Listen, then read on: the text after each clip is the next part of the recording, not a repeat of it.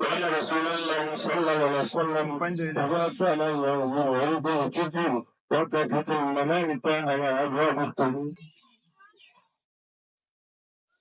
فندعو الجنة يا معشر المسلمين إلى رب الكريم ومن يدعو قد صلى يصير عليه الجليل لقد أمرتم بقيام الليل فقمتم وأمرتم بقيام النهار فصمتم واتقوا فأتقوا جائزكم فإذا صلينا منادي ألا إن ربكم قد غفر لكم فأجبروا واسجدوا لنا في حالكم فهو يوم الجائزة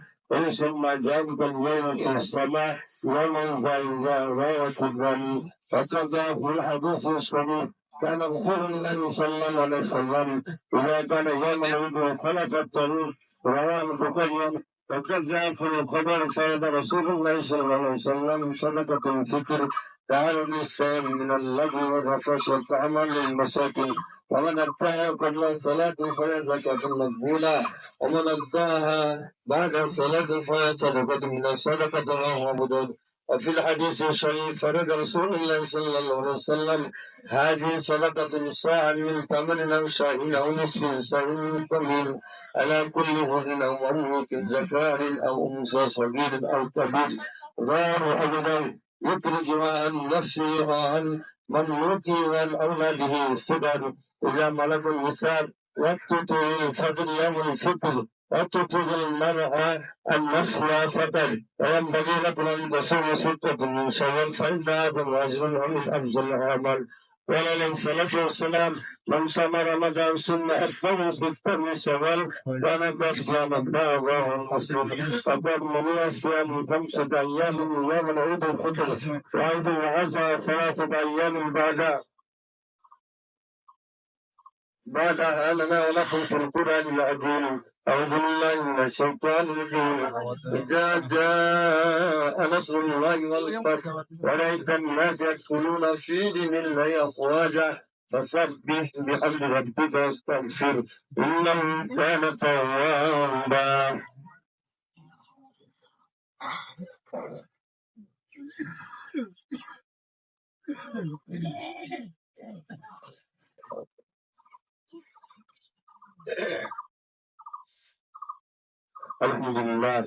الحمد لله حمدا كثيرا وصحبه بكرة وأصيلا ونشهد أن لا إله إلا الله وحده لا شريك له سميعا قديرا ونشهد أن محمد رسول الله أمير المؤمنين سيدنا أبي بكر الصديق رضي الله تعالى عنه وعلى الفارق بين الباطل والصواب أمير المؤمنين سيدنا عمر بن الخطاب رضي الله تعالى عنه وعلى فاطمة المصطفى سيد الوكال أمير المؤمنين المولى عثمان بن عفان رضي الله تعالى عنه وعلى عالم المسلمين فاطمة الجليل أمير المؤمنين فاطمة المصطفى سيدنا علي بن أبي طالب رضي الله تعالى عنه ولا أزواج المطهرة للنبوة ولا بدعة رسول سيد النساء الجنة فاطمة رضي الله تعالى عنهن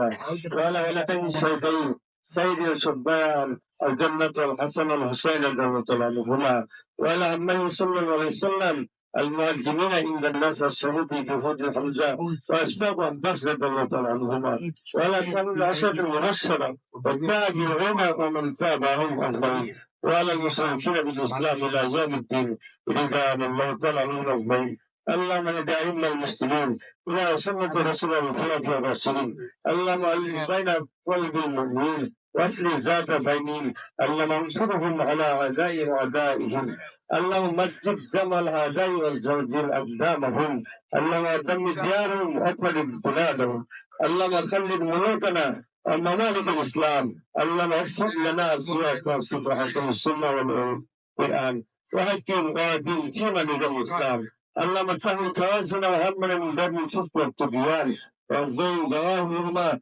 وباطنهم بواسع الشريعة والإنسان اللهم صل نصرك محمد صلى الله عليه وسلم وجعلنا منهم واجزل من كذل دين محمد صلى الله عليه وسلم ولا تجعلنا منهم عباد الله ورحمكم الله اذكروا الله يذكركم وادعوه يستجب لكم ولا ذكر الله تعالى أعلى وأعظم وأكبر.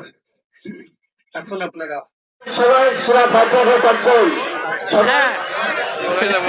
সবাই সুরা আমার এখনো বলানি আমার ইচ্ছা করে সবাই সুরা ফাতিহা পাঠ করুন, সুরা ইখলাস সুন্দর করেন, দরুদ শরীফ পড়েন, ইস্তেগফার করুন। এখনই জবাব মুকুলকে ডাকছিল, মুকুল থেকে তাকাইছে, খুঁজে পাইছে না তোকে।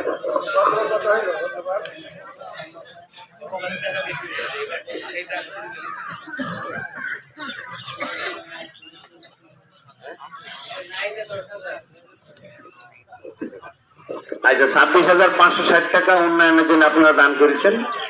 আর লাইনে যেটা জামাতের জন্য আমরা আনুষঙ্গিক খরচের জন্য করি সেটা 10,000 প্লাস, তাহলে 36,000। আর এই সিমেন্ট উঠিছে 33 ব্যাগ এবং বালু যেটা লাগে সেটা তো আমাদের আউসার সাহেব দেবেন। তারপরেও আপনারা যে আমাদের দান করেছেন এই কমিটির পক্ষ থেকে আপনাদেরকে অনেক ধন্যবাদ, এবং আপনাদের এই টাকার সম্পূর্ণভাবে এই উন্নয়ন কাজে দেওয়া হবে। আর আমাদের যে কিছু ঈদের নামাজ অনুষ্ঠিত করছে কি যেটা এক্সট্রা টাকা খরচ হয় এটা আপনারা তো সকলে জানেন। ডেকারেশন আর এই বাউন্ডারি ওয়াল ভাঙার কারণে আমাদের কিছু এক্সট্রা খরচ হয়ে যাচ্ছে। আর আগামীতে হয়তো কোনো একটা বাজেট পেতে চাচ্ছি, তো সেটা এখন আর ঘোষণা দেবো না। আমি কমিটমেন্ট পেয়েছি, তবে আরেকবার বলার পরে অনেক সময় লেগে তো, তাই এখন এটা জানাচ্ছি না। কত কথা চলছে, কিছু একটা পাবো হয়তো, যেটা আগামীতে আপনাদের উন্নয়নে অংশীদার হিসেবে কাজ করবে। এবার হুজুরকে মোনাজাত পরিচালনা করার জন্য জানাচ্ছি। সবাই